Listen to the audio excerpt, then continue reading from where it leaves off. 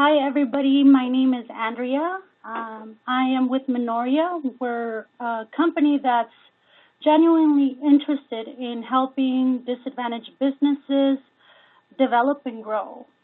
So, therefore, we provide resources such as this webinar, our monthly webinars, and other kinds of resources to help you identify good opportunities for procurement.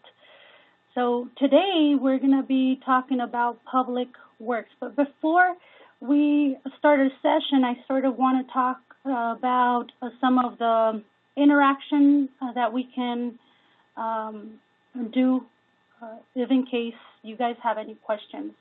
So if you do have any questions if you can reserve your questions towards the end of the session, well, I am going to have a Q&A at the end, and we're going to try and answer as many questions as we can. I have Jonathan that's also helping me with those questions, so you might hear from him later on. And I think that's about it. If you have any technical difficulties, I'm going to have Jonathan just check it out and see if they can help in any way. Okay. But meanwhile, like I mentioned, just write down any questions in the Q&A sessions. I'm sure there's going to be plenty of questions. This is not going to be a very extensive webinar in regards to public works, but I am going to provide a lot of resources and a lot of links so you guys can take advantage and get a little more research on public works. Now, in regards of bidding our projects, I want to go over sort of an overview of what we're going to consider for these opportunities. So the overview is in 3 sections. It's understanding public work projects, where we can find these opportunities, which is probably one of the most important parts. And another very important part is understanding the requirements that we all need to be able to deliver and perform on these projects, and of course assess as well. So let's start with understanding public works. Maybe you guys already know what public works is and what public work projects involve, but maybe you don't. So in all is pretty much any type of construction, alteration, demolition, installation, repair work done under a contract that's paid under public funds. So any infrastructures that the government has implemented, such as recreational, employment, health, safety, and this also includes any pre-construction and post-construction for the greater good of the community. So now that we sort of understand, let's see what type of structures are included, right? So any public buildings, municipal buildings, schools, hospitals, any type of transportation infrastructure, including roads, bridges, airports, any public spaces such as parks, beaches, public services, any utility companies, water supply, dams. So there's such a huge spectrum of possibilities in regards of doing public work projects.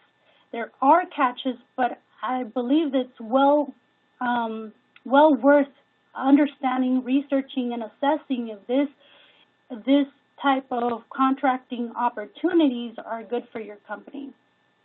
And I forgot to mention that we're niched in the construction industry. Even though we try to help disadvantaged businesses all in providing resources, our specialty in consulting is the construction industry. So if you guys have any other questions that's a little more thorough, a little more specific to what you need to learn, feel free to connect with us, okay? So where can I find these bidding opportunities? Well, it really depends on who you want to do business with. As you saw, the list that I provided, it entails so much, and especially construction, you want to be niched in a certain specialty. If you are a general contractor, you probably want to be really efficient in interior tenants improvements, or you want to be very efficient in site work. So once you identify what your specialty is, then I highly encourage you to do a plan, to be strategic in your marketing. That way you don't waste any time in looking for opportunities, trying to bid on something that you might not be able to perform or qualify for. So I am including all these slides are going to be sent via email, and they're going to be hyperlinked so you guys can have this information and all the links necessary for you to continue your research and get these platforms that I'm inviting you to do. And one of the invitations is we have other webinars, and one webinar in particular that we had last month is how to maximize your potential to win a bid. And it talks about strategy. It's essential to try and look at that particular webinar. That way you understand, what type of area and niche you want to really serve, and what industry you want to serve. Okay. So in regards of opportunities, there's plan rooms. This is in public works, right? Public works is there's not really that much marketing per se that you can do. It's more of research and going into platforms for the opportunities. So, for example, there's third-party plan rooms. Like if you want to do business with cities, if you want to do business with some of the utility companies and some school facilities, they go through what a platform called Planet Bids. BidSync is a little more federal driven in regards of opportunities, but there's still some public works identified there. There's also direct bid plan rooms, which different industries, different companies have, or organizations have, like the Department of General Services for the state through Cali Procure. Metro has their own plan room. LA Baden has their own, or LA in general, they have their own plan room. And then there's also plan rooms for advocacy. So if, in case you are a specialized, a C-type licensed contractor, and you are looking for, you're not looking to be a prime bidder, but you're looking to getting opportunities through a prime contractor as a subcontractor, then these plan room portals of advocacy is probably the area where you want to sort of concentrate. And when I talk about advocacy, is that sometimes for massive contracts or large contracts, there's a performance requirement to include diverse companies or small businesses, disadvantaged businesses, and they are required to make sure that they post these opportunities and request small businesses to bid on particular projects. So those portals are essential. The PTAC program is also very important to connect with that organization.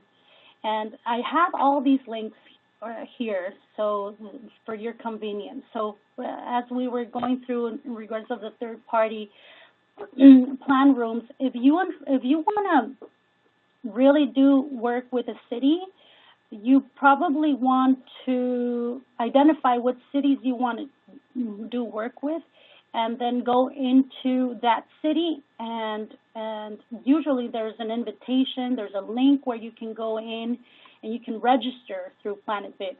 You can't go just directly through Planet Bids and then search for the city. No, you have to go into the city website and then go into the business or the business section, identify where the RFPs are, and then they'll probably direct you to their profile or their link.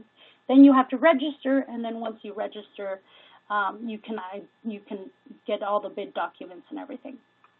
I do have a YouTube mini clip video, which I invite you to look at. It's sort of like a small, brief tutorial of how to get into these city websites and go into the RFP and bid opportunity section, and how it's going to drive you to the Planet Bids and where you need to register and all that good stuff, okay? And then there's also, like I mentioned, BidSync. It's more federally driven. I have the state, the LA County, Metro. If in case you want to do business with Caltrans usually posts their opportunities here on Department of General Services, and then LA Babin. There's obviously more. For example, UCLA have their plan rooms, but this is all depending on. I mean, there's a lot of areas where you can go, and I can share, but I think this is a good start for all of you to start getting your feet wet and going into these plan rooms and sort of understand how the process is, if in case you haven't. Then we also have the advocacy portals that I was talking about. This is a good faith effort. View ads, they're always posting. The large primes are always posting in there for opportunities. And then there's also just general bidding websites where the large primes actually pay to make sure they post ads. The PTAC program is also a very good one to participate in, not only because they add you into a database where you can search or primes can search for you as a small business or a disadvantaged business, but they also send you emails of these opportunities as well. And you can have a one-on-one and have technical support. So, for example, if you identify an opportunity and you're needing a little more help, you can go and request a meeting, and they can help you through the process of bidding on that opportunity. So it's free. It's a nonprofit organization. Then you also have membership portals. And these membership portals are more for convenience, because just think about the time that you're going to take going into each city, trying to register, going into Planet Bids, identify the opportunities. So these membership portals, what they do is that you register once, they get all your information, and then once they get your information, they can send you bid alerts, or they'll invite you to look at this opportunity according to your specialty and what you do. And one really good one is the Blue Book, but the Blue Book also offers not only public works but also private for the private industry. All right, so what are the requirements? Okay, so the requirements is extensive, but if, there's so many companies out there that are already doing it, why wouldn't your company be able to do it, right? So one of the first ones that I get consistent questions of from contractors is the Department of Industrial Relations, DIR. So the DIR is basically a government organization that identifies what the labor standards are for journeymen, laborers, and you have to abide by those wages. So, that, for example, if you look at at your bidding opportunity, you will assess what you're gonna do in the project. If it consists of certain journeymen, superintendents, you go into this website. You make sure you're registered, because before you bid on any opportunity, you got to make sure that you're registered. And usually it's $400 for each year to be able to participate in this type of prevailing wage. Also, make sure to really read everything before registering, because each specialty is required to have, certified, but depends on the specialty, certified members or laborers, skillsmen, that you need to make sure you're abiding by their rules. So go into detail, read it through. If you're a general contractor, go ahead and read it through. If you're a specialty, read it through, and then identify if this is good for you before bidding. Because if you bid, you can't get penalized for bidding on something that you weren't supposed to. And then once you do your research and you really go through the bid, you'll get the prevailing wage rates. And if in case you get awarded, then you have to abide by the certified payroll reporting standards. And you can get more information on that link as well. Okay. It's very important for you to understand what PLA is, a project labor agreement, versus prevailing wage requirements.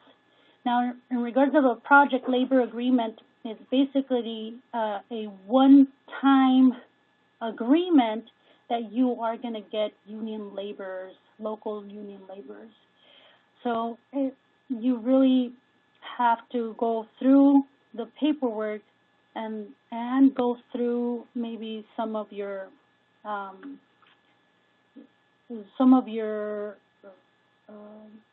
the work that you're going to do or perform, and then your laborers or your team that's going to execute, and see how you can accommodate the labor workers.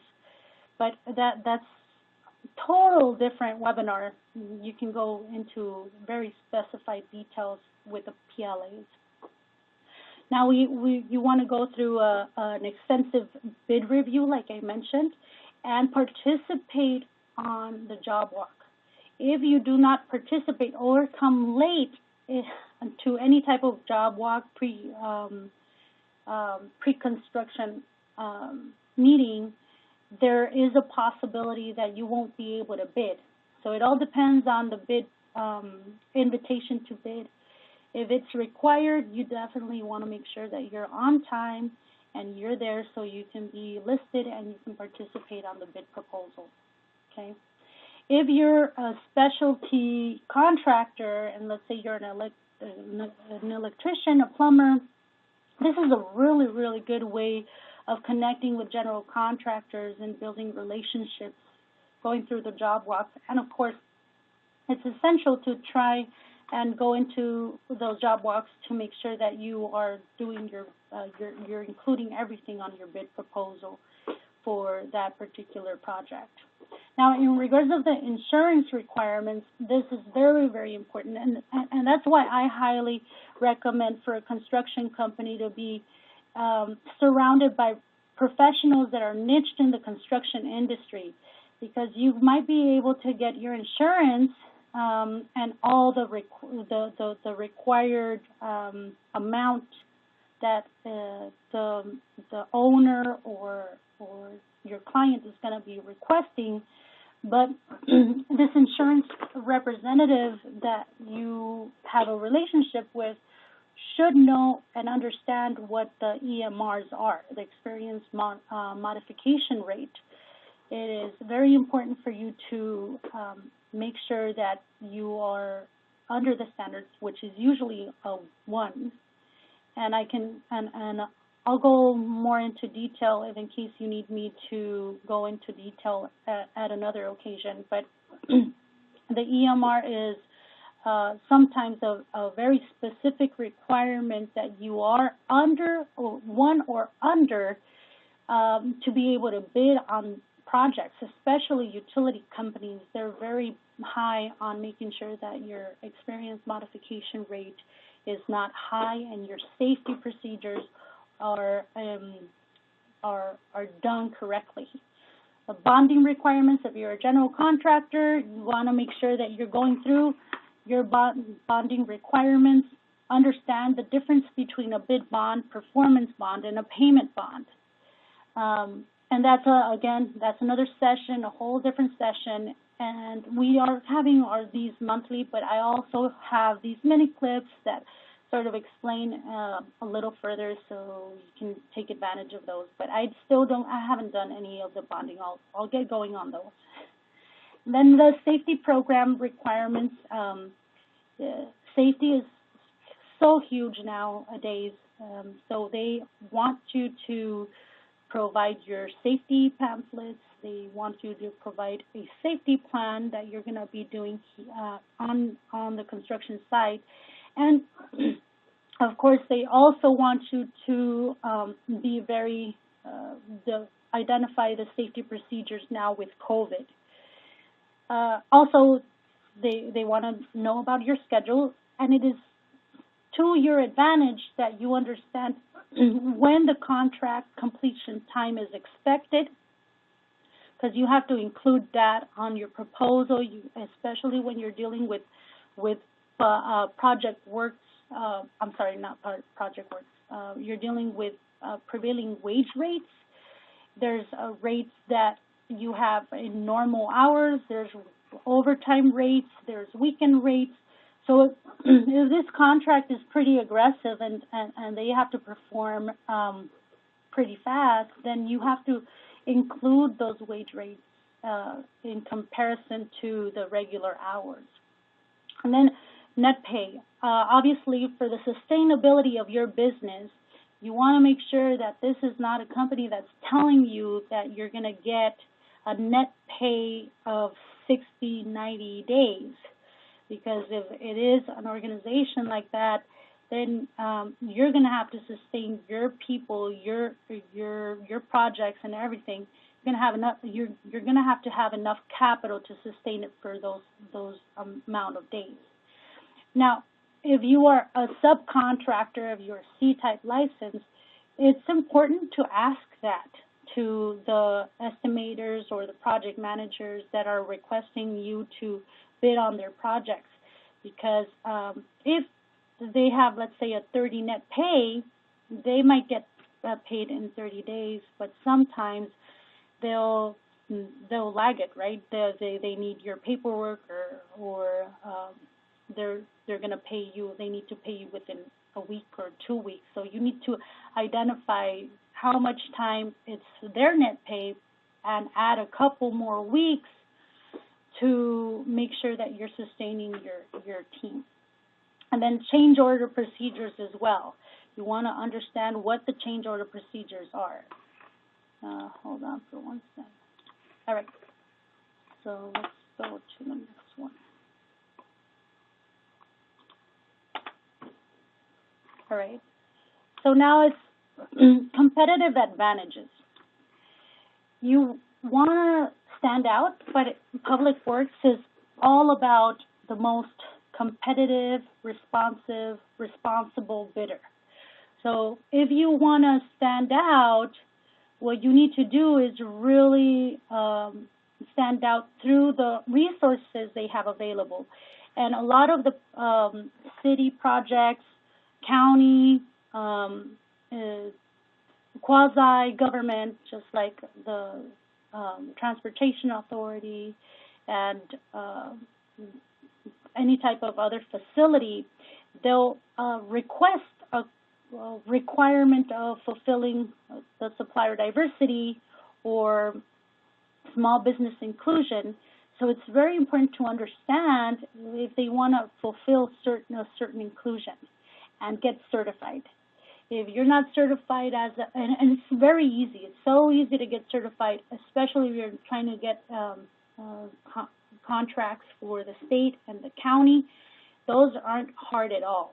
Now, if you want to go into the private industry, that might be a little more expensive, but the state and the county has made it pretty simple for you to get certified. And I do have another webinar of how to get certified that I highly encourage you to review and check it out so you can get a little more information of how to do that. Hold on for 1 second. I know Jonathan has a question. Go ahead, Jonathan. Yes, ma'am, Ms. Navarrete. So I believe we have a question from Herbert Belanta in the chat. He says, when does a project trigger PLA requirements?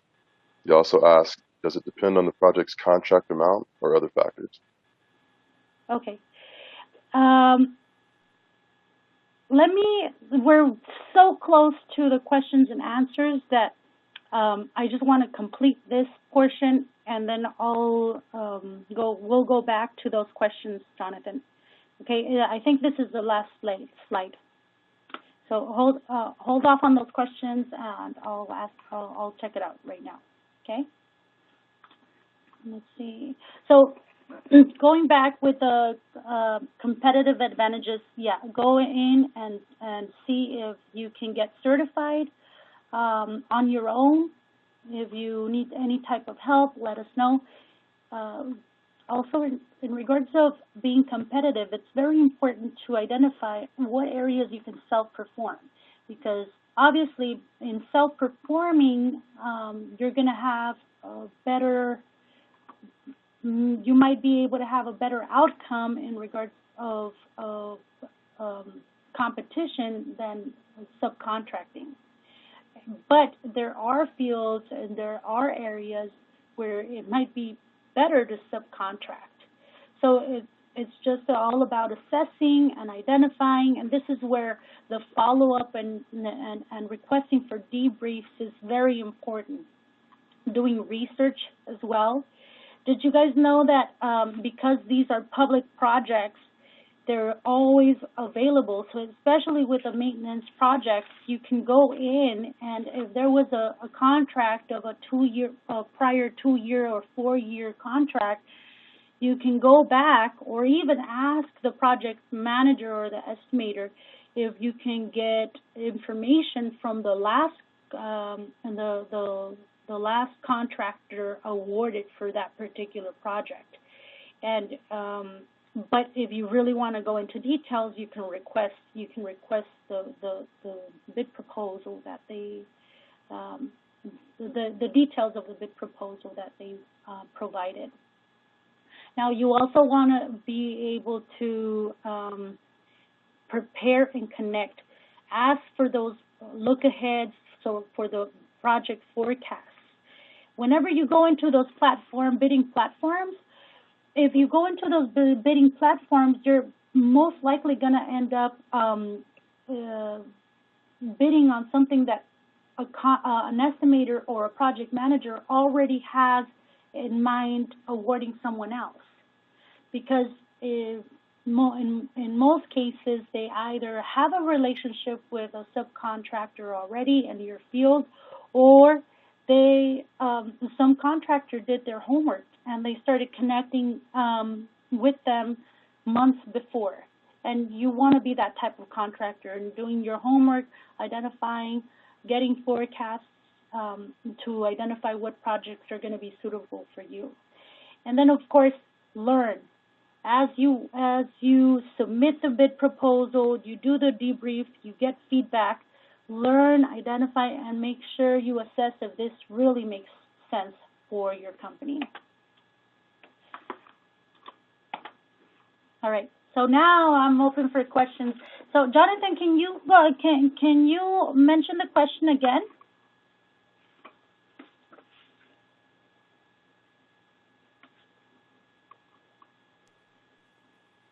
Absolutely. I apologize for the lag there. So we actually have two questions. I'm going to start back with Mr. Herbert Balance's question. So it's related to the PLA section that you discussed. He was asking, when does a project trigger PLA requirements? Does it depend on the project's contract amount or other variables? Okay. Yes, so project labor agreement all depend on the organization and their threshold requirements, right? So, for example, Metro. If you want to do business with Metro, there's usually a threshold of $2.5 million. As of $2.5 million projects, they all can be prevailing wage, but if you have a higher, or you bid a project that's 2.6 million or 2.59 million, then that becomes a project labor agreement type project. So it's very important to do your research and identify the organization you want to work with and ask them, does this project trigger, if it doesn't say that on the bid proposal, right? It's only if it doesn't say that in the bid proposal. Make sure you read thoroughly your bid proposal, because that's one of the things that estimators and contracting officers really hate doing, is having to repeat something that's already on the documents. So if you want to get them in their bad side, ask them questions that are already on the bid proposal. But if for any reason they're not explaining that, then yes, connect with them or include it in the questions and answers, and ask them, is there a certain amount threshold that will trigger this bid opportunity to be a project labor agreement. Usually you'll see it also on the job walks. They're going to start talking about community and business inclusion. Union companies are probably going to give the lingo in regards of qualifications and making sure you comply with their standards. Okay. Any other questions? Alrighty, yes, ma'am. Yeah, it looks like we have three more questions in the chat. The next one is going to be from an anonymous attendee, but it's a pretty interesting one. It says, what link can a company review to see who had the last contract? Is there a link of expiring contracts that are coming up that companies can access? Of expiring contracts.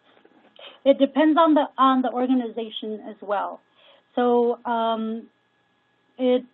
I would highly recommend you to send me an email, and we can walk you through the organization you've identified, because each organization will have a search portal where you can go in and track, like you can have a key phrase. So let's say you specialize in janitorial services, or you specialize in painting. So if there is something that has to do with painting maintenance project or something like that, then you write it, you put it in, and you'll have the bid proposals that are current, but also past ones, where you can do a lot of research on that as well. And then once you have the past ones, you can go into those bid proposals that they used to have, and you'll have the contracting officer or the estimator, project manager, and those are the contracts you want to connect with, and then request some additional information of the prior awarded contractor.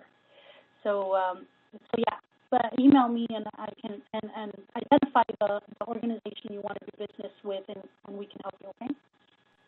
Okay. Next. And if not ready, just to kind of frame that question a little bit better. So they responded in the chat. That last question was from Alan Delaney of BCS West Coast Construction. So kind of an amendment to that question, he says, where can I find post-construction cleaning RFPs? He also states that I provided skilled construction personnel, and pretty much they want to know, where can they find those RFPs relevant to those links. So I would suggest whoever asked that question, when you email that, include those specific details, and Ms. Navarrete should be able to get back to you with specificity. So. Yes, yes. Thank you, Jonathan, for the clarification. And yes, send us an email, and we can direct you to the correct source. But like I said, it depends on the organization. So if the organization is, some organizations have thorough information in their database, some don't, and some will require making phone calls, going, to cities, and pulling some research out. Okay. Anything else? Okay, looks like we have 2 more questions. This next question is going to be from Diana Medina.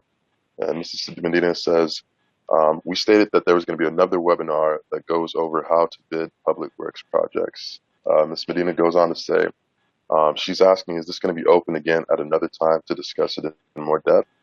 They're pretty new to the public works bidding process, and they want to know how those projects work.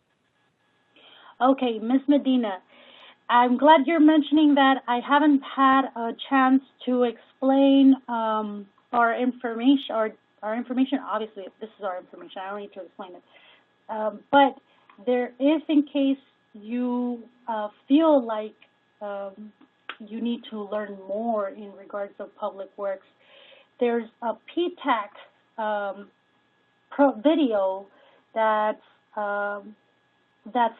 very, very extensive.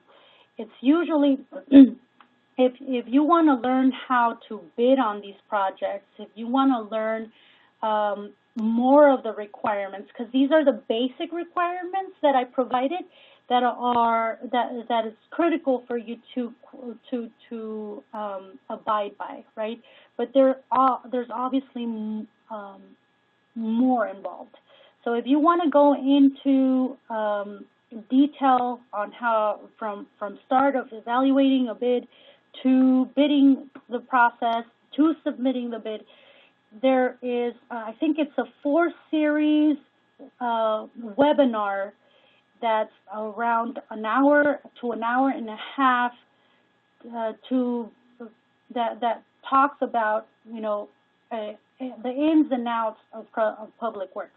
So I'm including that link right there, and it's the PTAC in the North area that they have their YouTube channel, and you'll be able to identify that. So like I mentioned, we're going to send over these slides. They're going to be hyperlinked, and we're going to do it no longer than 2 days from now. So just be on the lookout. If for any reason you didn't receive it, for some reason it went to the spam or anything like that, just connect with us, and I'll make sure to send you the link as well. Okay?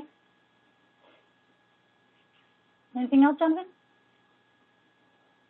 Perfect. So I think that actually wraps up our questions. The last question in the chat was related to whether or not we will be sending over the slides, and you just covered that. If you'd like to recap, just related to the time frame they can expect to see those slides and what they can expect to find in that PowerPoint, feel free. But otherwise, we're good to go on the questions. Yeah. Make sure to follow us on our YouTube channel. This is an outreach that's pretty recent. We started our channel because we did see how important it is to have at least some minimal amount of direction of where to go, instead of just saying or putting it in writing. It's just so much easier to view it and go with the person that's introducing it. So like we have our monthly webinars. It'll give you those alerts. And those webinars, just like this one, get recorded and we upload it into our YouTube channel. So make sure to subscribe and share with other organizations, other companies, contractors. We do have our Facebook, we have our LinkedIn, we have Instagram as well. So make sure to connect and get in and let people know. In our channel, we also have Spanish videos for contractors. We do a lot of training for subcontractors and their teams, and general contractors and their teams. So some of these tutorials or mini clips that we have that are in Spanish, can help businesses in general, but also any team member, any contractor that might be more fluent in Spanish, they might benefit off of these videos as well. Okay. Oh, and I highly encourage you to send us an email, request a free assessment. We do these free assessments to identify your capacity, and upon your capacity, we provide free resources. So just like these links, because you're doing an assessment, we're going to know your specialty niche, what you do, and then we can provide you with everything that you need and even a plan of how you have the potential to grow, right? So the assessments are very important for you to complete if in case you are very new in the public works, or you're very new into any type of commercial, industrial, or you want to go into the federal market, okay? So I think that's it. Thank you so much for participating on the webinar. I'm very happy I was able to answer a lot of these questions. And like I mentioned, if you have any other questions, we have our information here. Connect with either me or Jonathan. We do have 2 locations, and these are the office numbers for the locations. But I did include my cell phone number just in case. Texting is probably the best way to reach me. So let me know if you have questions, okay? And I think I'm going to wrap this up. Thank you so much for everything. Bye, guys.